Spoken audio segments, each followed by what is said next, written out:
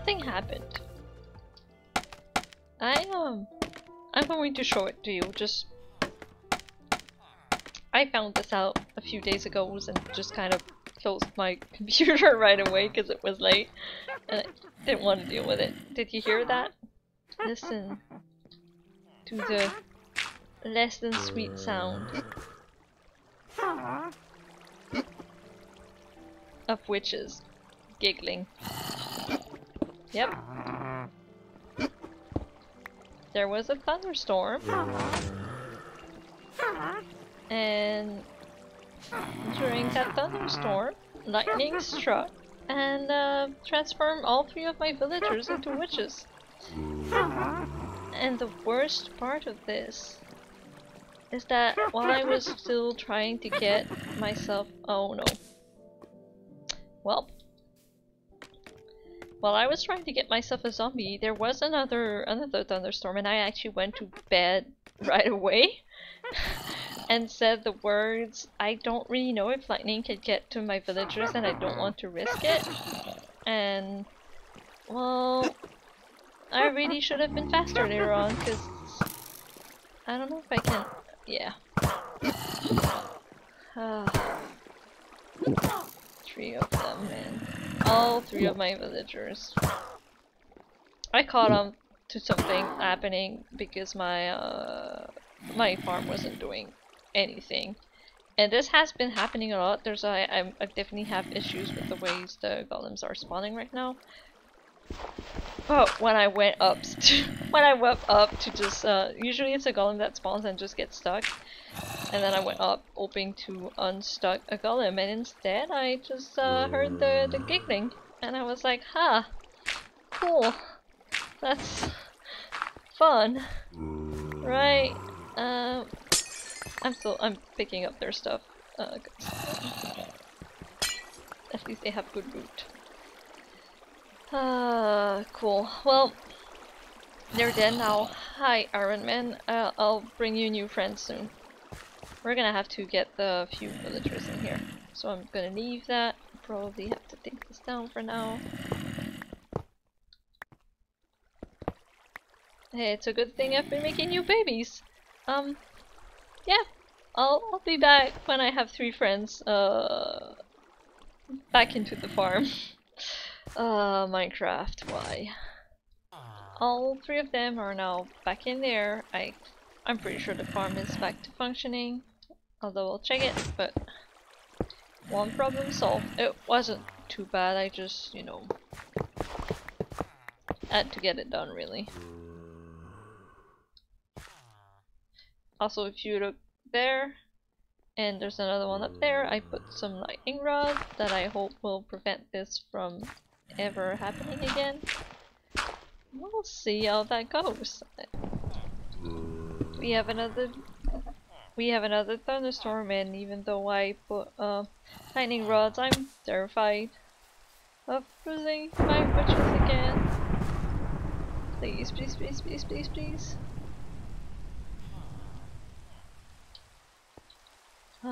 Oh, clear skies. Alright, let's just... That's a very good sign, alright. And don't mind the very full inventory. Do I have scaffolding? Yeah, alright.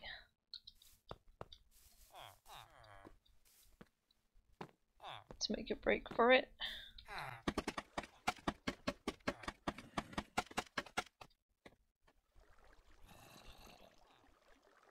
Yeah, we're still hearing villagers. I think we're good. Phew! Well, maybe the lightning rods are working. That would be good.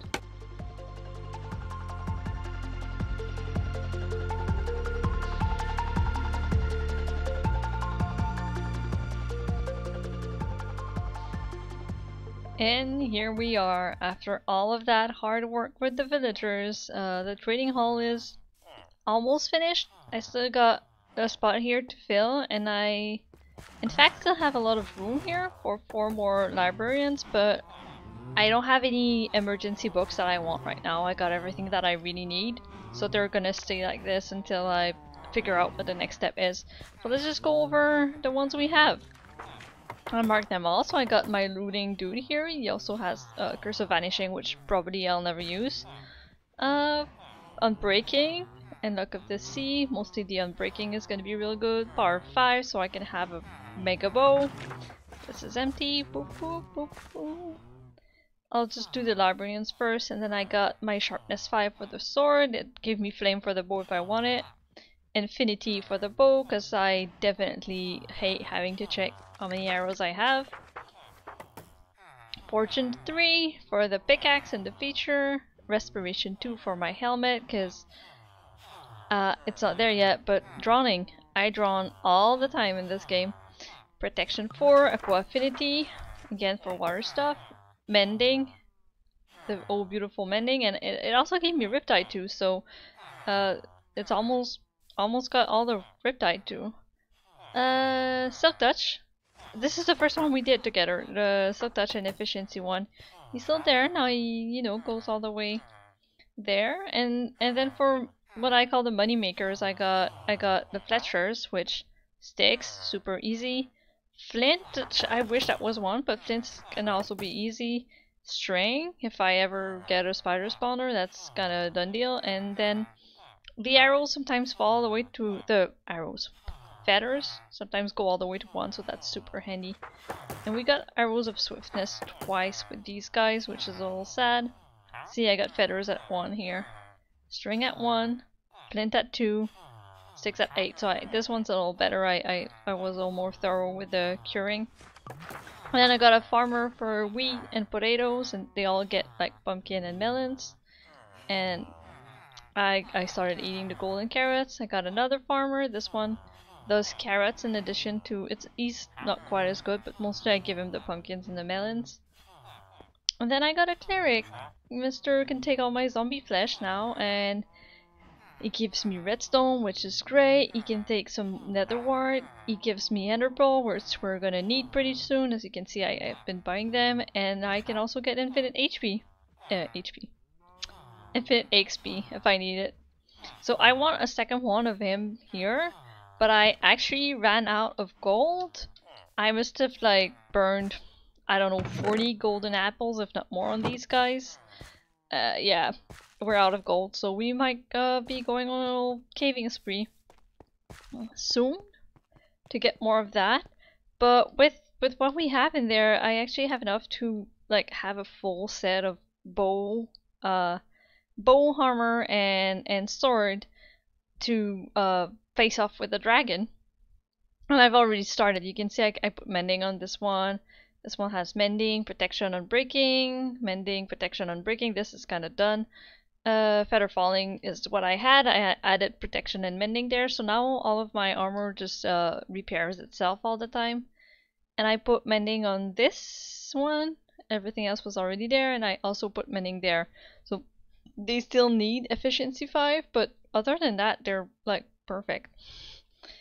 So yeah, I've been going through. I'm gonna go through all of my tools and everything, and just slowly upgrade it as I get levels. You get XP from trading with the villagers, so that's I've been grinding, like just trading stuff with them, and then putting things in on my armor and on and on.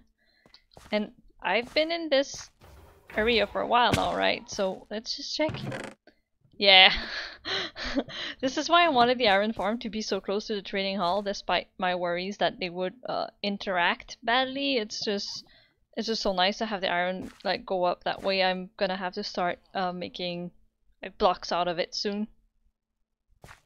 So yeah, I'm very happy about this. It feels like I've just reached a new step in Minecraft world, and the next one is going to be the dragons, but I really want to just kind of chill before I move on to that. Chill, build my stuff up, and then we'll go on a very dangerous adventure.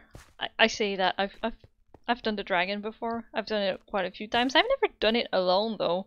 I always play multiplayers. This is the first time I'll be on my own, so maybe I'll be a little more careful than usual. So that's pretty much it. I'm happy with all of that, and honestly, I'm not sure what I do next, so I'll You know what? I'll just figure it out and then you'll find out at the same time as I do. Alright, I've decided our new projects and I got myself ready. As you can see, I got the golden pants on and I have a lot of buckets in my inventory and a few more there. We're gonna need a lot of lava, so I'm heading out to the nether to gather that first. Lava!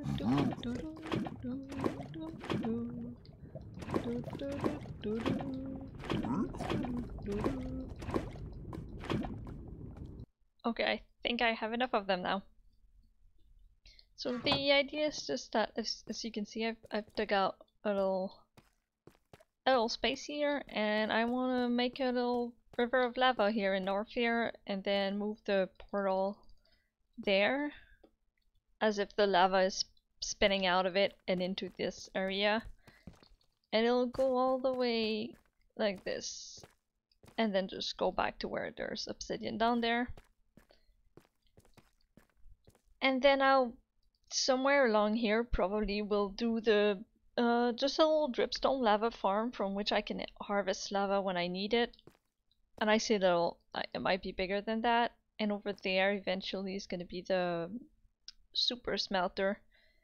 And I'm still undecided whether or not I use the dripstone farm to feed it. It will depend on whether or not I have like big fuel needs or not. I'm just gonna start working on it, and I figured instead of time skipping it, I would... Oh, I'm gonna wanna clear my bar here.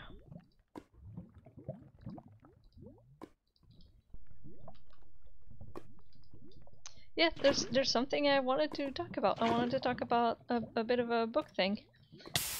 I knew it. I do have fire resistance 4 pants on, the golden pants, so that might help me.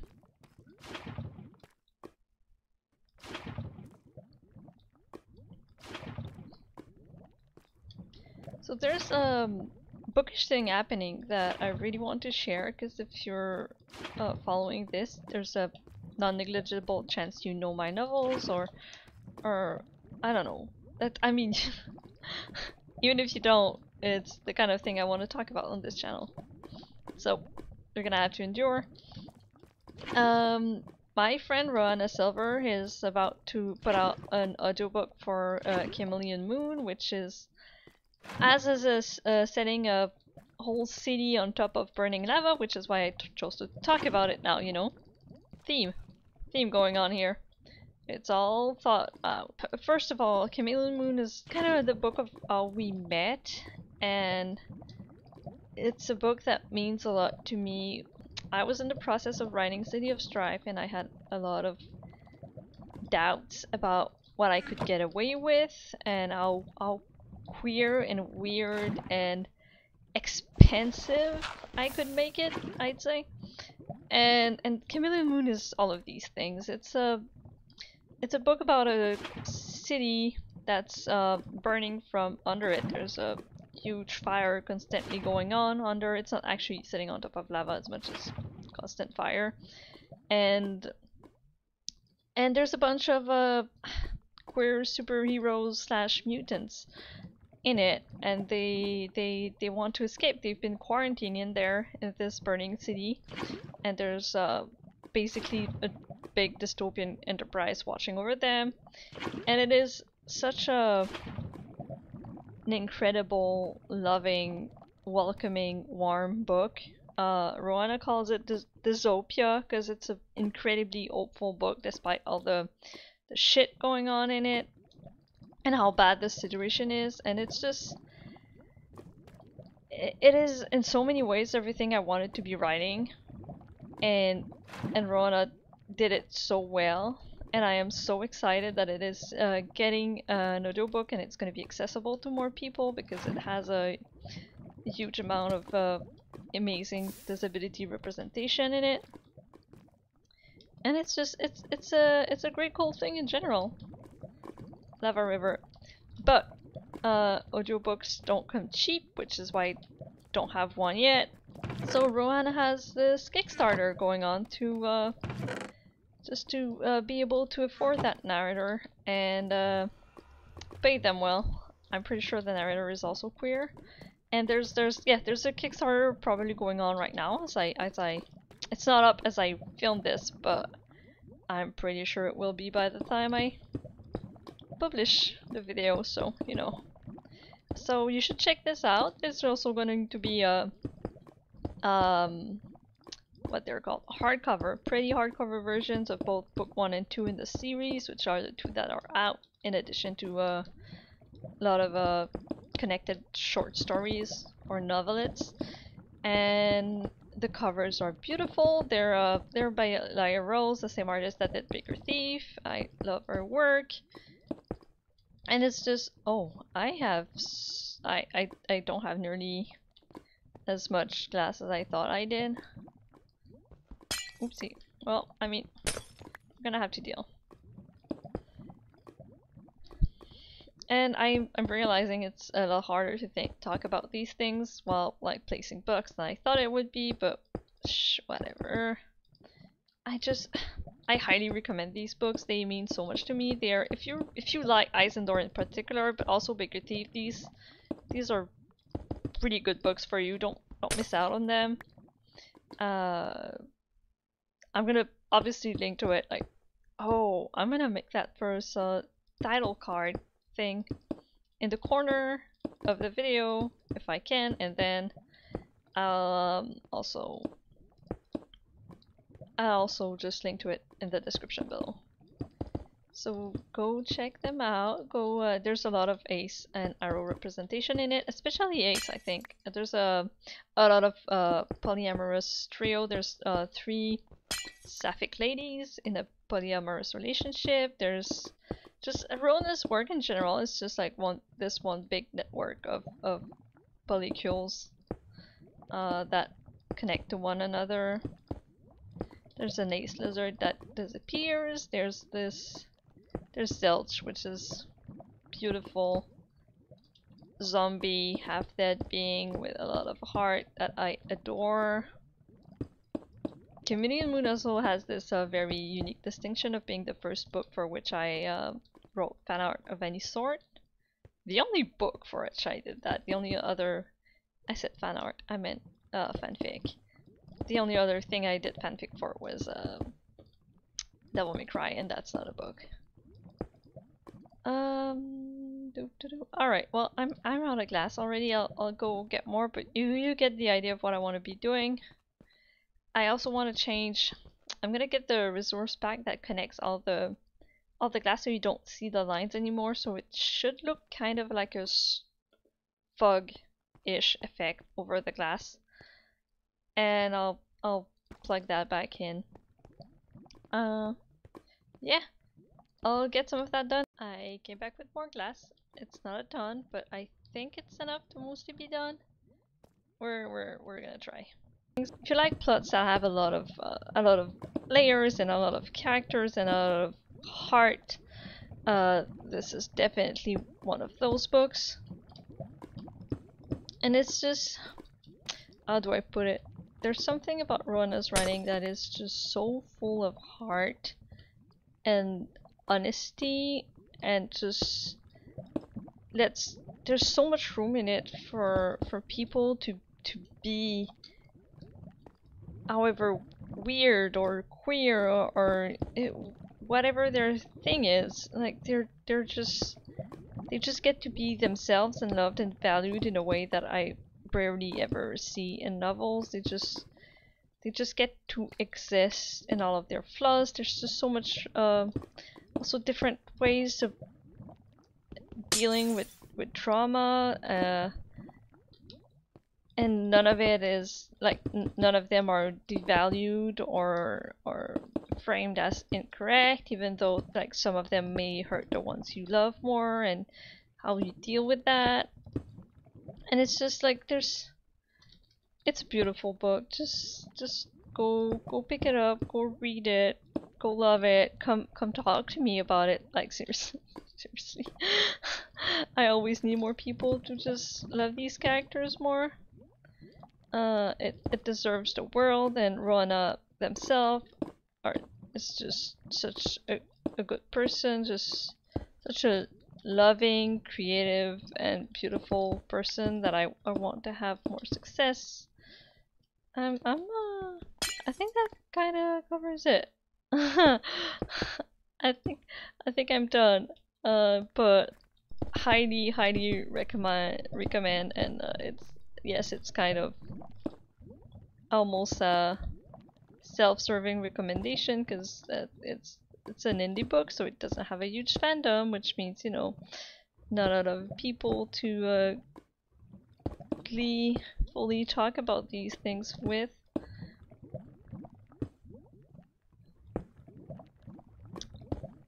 Alright, I think I'm gonna have to figure out like what I do with everything around this. I probably am going to raise the floor so that it reaches up, but look at how cool it is when it's flat. So this is, I could even like release the lava flow here, but I kinda wanna, I think I want it to go all the way over there. And then here like have something block it off. I'll figure it out. I'll figure out the details, but this is what I really wanted to get done today. Just a small lava river. I do need to get the connected textures on the glass. Oh.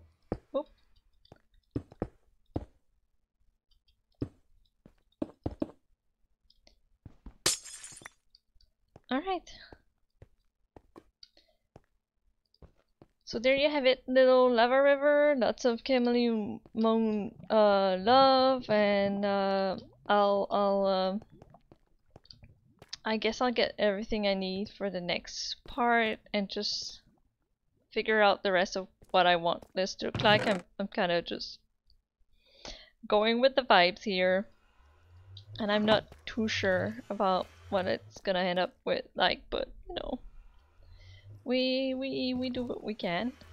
And I did want to get at least something done in Norfair. I want a little bit of infrastructure here. It's like smelting sand. To get the extra sand it took me so long for just a few stacks. I really need to get something a bit bigger going, and now I have the iron to do it, so that's probably the next step.